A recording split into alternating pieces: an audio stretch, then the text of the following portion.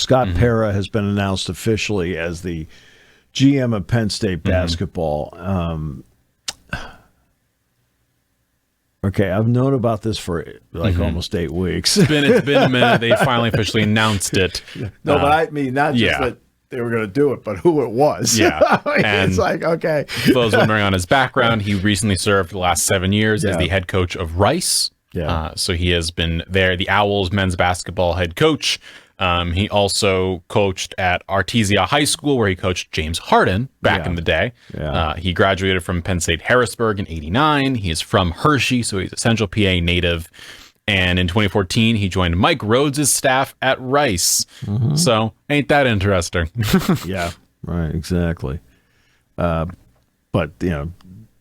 look, this is something I've told students all the time. I said, that's why you network in life.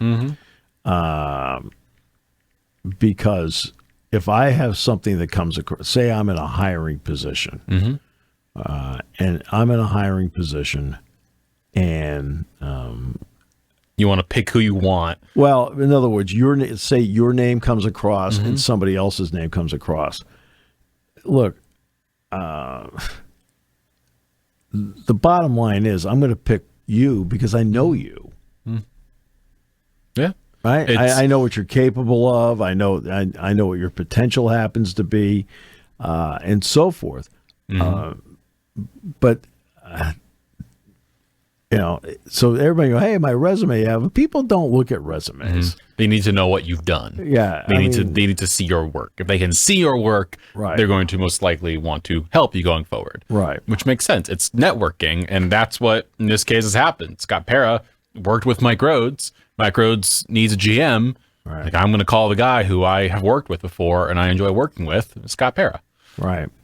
I mean, so that's where they are. And Scott had been the head coach at Rice up until last year. Yeah. I mean, he wasn't there this year. Rob Lanier, who played against Penn State when he was at St. Bonaventure. Yeah. And he's related to the late, great Bob Lanier. Is now the head coach at Rice. But so he'll get the job. And then Yanic has his last workout today.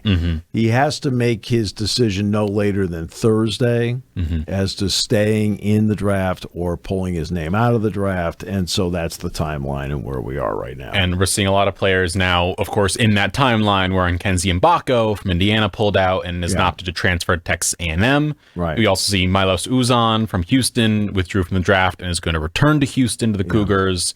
We've seen Cedric Howard forego his return to Duke and is staying in the draft, so on and so forth. So a lot of players are doing it. We saw Darian Williams last week, transferred to NC State, the big man from Texas Tech, who was incredible last year. He now goes to NC State with Will Wade.